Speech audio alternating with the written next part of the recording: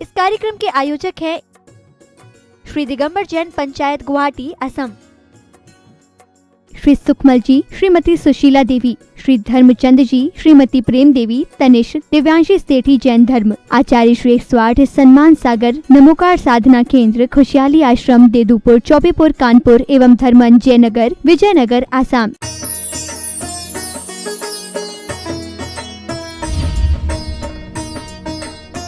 उनसे पूछा जाए कि तुम्हारा सुख और दुख क्या है? बस मेरे बच्चे खुश रहें, मेरे बच्चों के अंदर सारी अच्छी से अच्छी व्यवस्था बनती रहे, करुणा का भाव आए, प्रेम का भाव आए। प्रेम के भाव के कारण से इस संसार में क्या नहीं हो रहा है, सब हो जाता है। लेकिन प्रेम को वासना से नहीं जोड़ना चाहिए। प्रेम को वासना से जोड़ने के बाद वो प्रेम क्षणभंगुर हो जाता है। हमारे प्रेमचंद जी बैठे हैं, इनको प्रेम को आत्मीयता से जोड़ो तो ये सबके हितकारी होंगे और सबके लिए अच्छा करने वाले होंगे। और इनको वासना से जोड़ दें तो ये केवल अपना और अपना ही सोचेंगे, दूसरे का सोच नहीं सकते हैं। ख्याल करना, प्रेम तो वो चीज़ है जो एक बार हमारे दिल और दिमाग में बस जाए। आप लोग बोलते भी हैं ना और सुनते भी हैं और पढ़ते भी हैं, 2.5 अक्षर प्रेम का पढ़े सो पंडित होए। ख्याल करके रखना, ये 2.5 अक्षर प्रेम का पढ़े सो पंडित हो तो इतना ही है। जिसके अंदर प्रेम का भाव आ गया, वात्सलता का भाव आ गया, ये पीत लेस्या वाले की व्यवस्था बन रही है, ये पीत लेस्या वाले का कार्य हो रहा है, तो वो व्यक्ति को कुछ भी नहीं पढ़ना। कई बार अनपढ़ गवार हमारे माता पिता अपने बच्चों के प्रेम के कारण से इतने ज़्यादा प्रभावित हो जाते हैं कि वो पढ़े लिखे को भी आप विचार करना अपने बच्चों के खातिर बहुत कुछ कर सकते हैं। इतना ही विचार करो जैसे व्यापारी अपने व्यापार में देखता है कि इस कार्य करने से हमें कितना फायदा होगा और इस कार्य से कितना नुकसान होगा, तो व्यापारी व्यापार के लिए फायदे वाला काम पहले करता है और जिसमें फायदा नहीं है उस कार्य को छोड़ता है। ऐसे ही हमें अपने जीवन के बारे में विचार करना चाहिए कि कौन से कार्य करने से हमारे जीवन की अच्छी व्यवस्था बनेगी और कौन से कार्य करने से हमारा जीवन में खराब होता जाएगा। ख्याल करो। मैं अभी अपने आचार्य भगवान गुरुदेव पुष्पवर्धन सागर जी महाराज की पुस्तक परिणामों का खेल पढ़ रहा था। एक कहानी बहुत सुंदर उसमें मैंने पढ़ी कि आदमी मरता है तो मर जाए लेकिन अपने बुरे कार्य को छोड़ने का प्रयास नहीं करता है। उसने जैसे उसे कोई लंपटता हो गई, कोई चीज़ खाने की लंपटता हो गई। उस कहानी में मैंने पढ़ा कि एक युवक को दही खाने की बड़ी आदत सी थी। आप विचार करके रखना, उसे दही खाने की आदत थी। सर्दी है तो भी दही खाता था। गर्मी में तो चलो भाई थोड़ा सा दही से ठंडक पहुंचेगी, लेकिन सर्दी में तो बीमार हो गया। और बीमार होने के बाद उसे डॉक्टर को दिखाया गया। डॉक्टर ने देखा, डॉक्टर नर्वस हो गया। डॉक्टर ने उसको कुछ नहीं बोला, लोगों को बोला कि भाई अब मैं इसको बचा नहीं सकता क्योंकि इसके अंदर वो दही इतना जम गया अंदर जाकर कि अब सांस लेने में दिक्कत होगी, इसको बड़ी प्रॉब्लम होने वाली है, ये छोड़ नहीं सकता और मैं इसे बचा नहीं सकता। डॉक्टर ने भी उसे समझाने का प्रयास किया कि तुम छोड़ दो।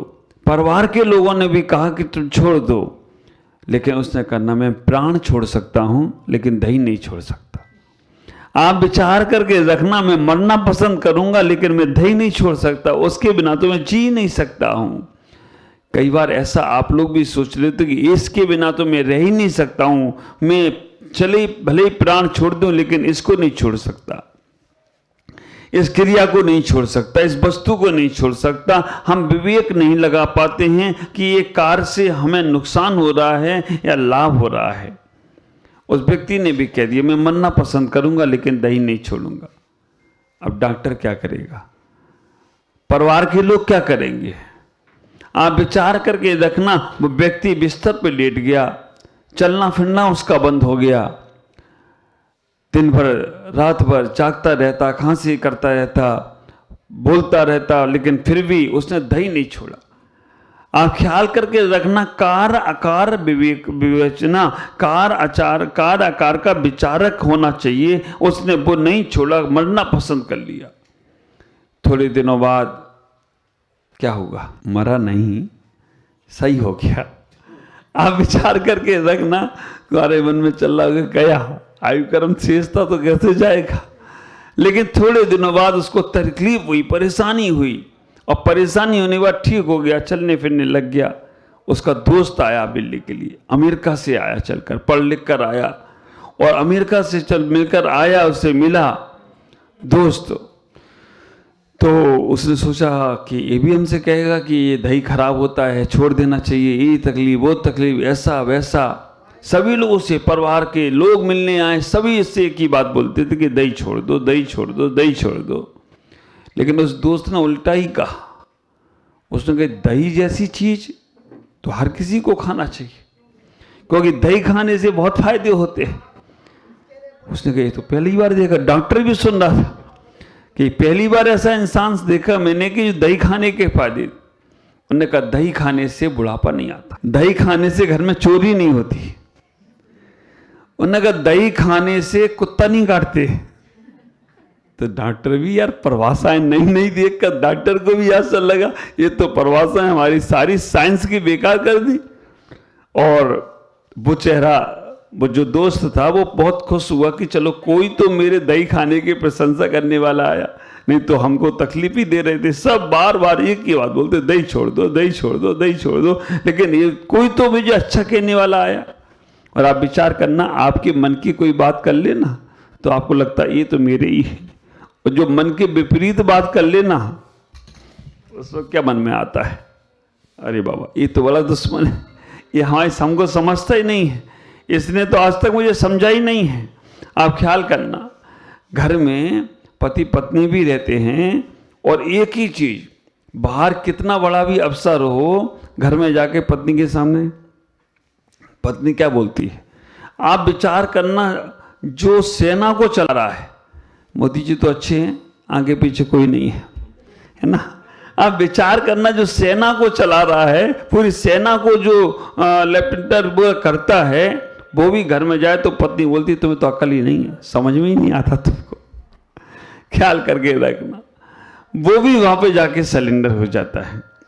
सबको चलाने वाला भी समझदार नहीं रहता है वहां पर। तो क्या हुआ, मैं कहाँ कह रहा था बात, हाँ, दोस्त आया तो उसको दही, तो उसने कहा कोई तो समझदार मिला जिसको ये समझ में आया कि हम सही हैं, पति पत्नी आपस में एक दूसरे को नासमझी समझते, इसीलिए बात बनी हुई है। समझदार समझने लग जाए तो फिर तो गड़बड़ा जाए मामला। तो विचार करके रखना, वहां पर इतनी घटना घटी कि कोई मुझे समझने वाला मिल गया। उसने कहा कि दही के 3 गुण हैं, और उसने सोचा अमेरिका से पढ़ के आया होगा। पहला गुण है कि बुढ़ापा नहीं आता, बहुत अच्छी बात है। दूसरा, घर में चोरी नहीं होती, ये भी अच्छी बात है। तीसरा, कुत्ते नहीं काटते, ये भी अच्छी बात है। वो खुश हुआ, उसने कहा चलो कोई प्रशंसा करने वाला मिला।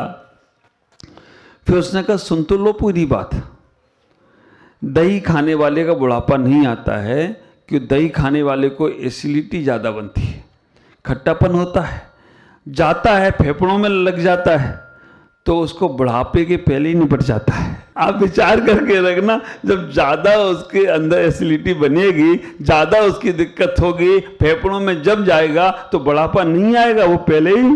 बोला तुम ये प्रशंसा कर रहे हो या मैं डरा रहे हो। आप विचार करके रखना, दही के गुण बता रहे हो या मैं तुम डरा रहे हो। उसने कहा पहला गुण तो यही है। आप विचार करना, दूसरा गुण उसने कहा कि दूसरा गुण है कि उससे के घर में चोरी नहीं होती।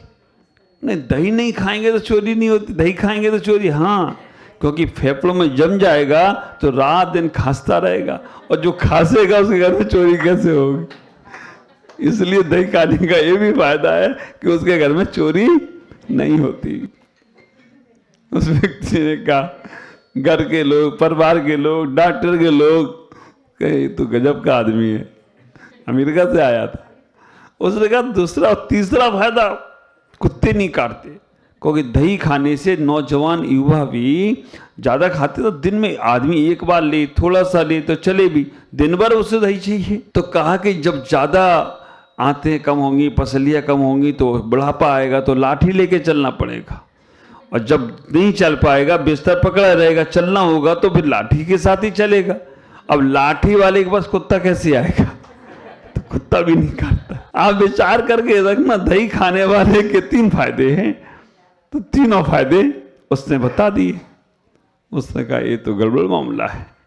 आप विचार करना, कोई चीज कोई नहीं छोड़ सकता हो तो उसको इस प्रकार से ही उसको कुछ फायदे बताना पड़ते। अब जैसे तम्बाकू गुटखा खाने वालों के बड़े फायदे, बम्पर इनाम निकला उनके लिए। तो तम्बाकू गुटखा खाने वालों के बम्पर इनाम निकले।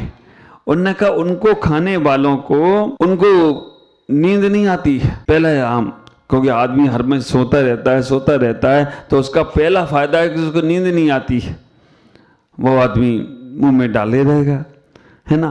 दूसरा उसको प्राइज मिलता है कि उसका बुढ़ापा भी नहीं आता है, क्योंकि बुढ़ापे के पहले ही चला जाता है। तीसरे नंबर पर उसका बम्पर इनाम है कि वो अपने जीवन में ऐसे कुछ काम कर लेता है जिससे उसको संसार में ज़्यादा रहना नहीं पड़ता है। बहुत सारे इनाम हैं, आप विचार करके रखना। तम्बाकू, गुटखा, मसाला या जो भी कोई ऐसी चीज़ें हैं, इनके माध्यम से हम कार आकार का विवेक नहीं कर पा रहे। हमारे जीवन में कार आकार का हम सोच नहीं पा रहे कि हमें करना क्या चाहिए और क्या नहीं करना चाहिए।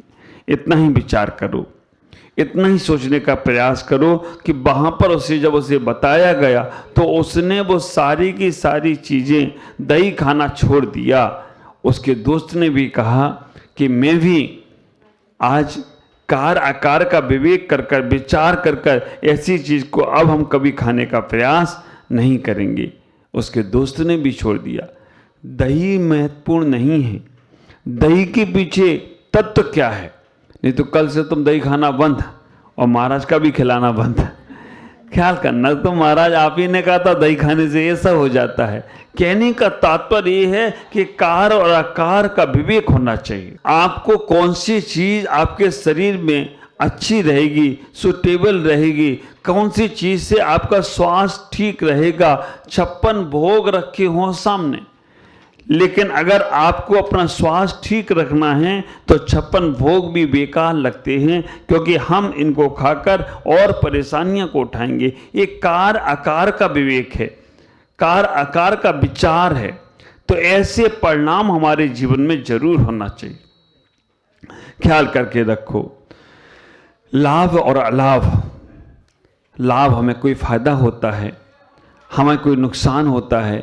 अगर हम इस पे विचार नहीं करते हैं तो कैसे काम चलेगा। इतना ही विचार करो जीवन में कि हमें जिससे फायदा होता है वो काम करना है। मैं हमेशा कहता हूं कि अपने जीवन को मैथमेटिक जीवन जीने का प्रयास करो, अपने जीवन को गणित से जीवन जीने का प्रयास करो। गणित का जीवन कैसा होता है? गणित का जीवन इस प्रकार से होता है कि जैसे गणित में माइनस, प्लस, इंटू और डिवाइड 4 चीजें हैं, और 4 चीजों में हमें कब माइनस करना है, कब प्लस करना है, कब इंटू करना है और कब हमें डिवाइड करना है, ये चीजों को समझे। जोड़ना, घटाना, गुणा करना और भाग देना। लाभा अलाभी, लाभ और अलाभ में दोनों में समभाव रखना है। इतना ही विचार करके रखना, बचपन का जीवन 25 साल तक हम जोड़े ही जोड़े, प्लस 25 साल तक का जीवन हमारा प्लस का होना चाहिए। जोड़ना ही है, जोड़ना ही है, जोड़ना ही है, जो जो जोड़ सको। 25 में 1 से 2 हो जाते हैं शादी होने के बाद। क्यों बेगम भाई सुखराज जी, बहन जी, 25 में डबल। आप विचार करना, हमने डबल कर दिया, प्लस, और 50 तक प्लस किया। 25 तक हो जाते तो जोड़ते हैं, 25 से 50 इंटू करते हैं, गुणा कर देते हैं। 1 के 2, 2 के 4 के 8 मत करना। आप विचार करो, वो ही आएंगे, वो 4 के 8 उनकी भी शादी होगी तो वो 4 के 8 ही होंगे। तो 1 के 2 होते हैं, 25 से 50 हुए, इंटू किया, गुणा कर दिया। ये हमारे जीवन की व्यवस्था बता रहा हूं। उसके बाद माइनस करो, 50 के ऊपर हो जाओ तो माइनस, इसको हटाओ, उसको हटाओ, ये कम करो, वो कम। तुम नहीं करोगे तो शरीर तुम्हारा करा देगा। ख्याल करो, कम कम करता चला जाएगा, खाने पीने में भी कम कराएगा और सब कुछ में माइनस का जीवन जियो। और 50 के बाद 75 तक माइनस, 75 के बाद भाग दे दो। जिएंगे कि नहीं जिए मालूम नहीं, लेकिन फिर भी जीवन के 4 आयाम बना लो। 75 के बाद भाग दो कि हमने क्या कमाया और क्या छोड़ा, क्या हमारा बना और क्या हमारा रह गया। ये अगर हम सोचने का प्रयास करते हैं तो वो हमारा जीवन बहुत बहुत व्यवस्थित होता है। मैं आपसे इतना ही कहना चाहूँगा, आज पितृलेसा के संबंध में कि कार आकार का विवेचन करो। सदा प्रीति, सदा माने हमेशा जीवों से प्रेम करके रखो, प्रीति का भाव करके रखो, तो उतना तुम्हारे जीवन की व्यवस्था आगे से आगे बढ़ती जाएगी, कल्याण होता चला जाएगा और तुम्हारा जीवन बहुत बहुत आनंदित होगा। आप इतना ही आज पितृलेसा के संबंध में इतनी ही चर्चा करूंगा कि आप अपने जीवन में समझदार बने, अच्छे बने, अपना हित अपना अहित खुद सोचने का प्रयास करें। क्या अच्छा है क्या बुरा है, अच्छे को प्लस करते जाओ, बुरे को छोड़ते जाओ, तो तुम्हारा जीवन सार्थक होगा, जीवन आनंदित होगा। आज इतना ही। ओम नमः। जय गुरुदेव।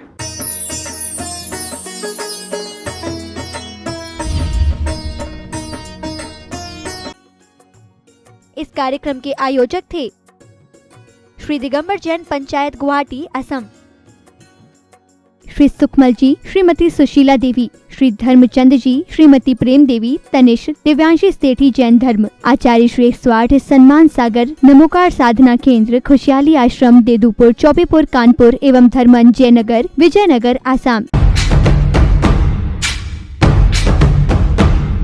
अहिंसा तीर्थ प्रणेता,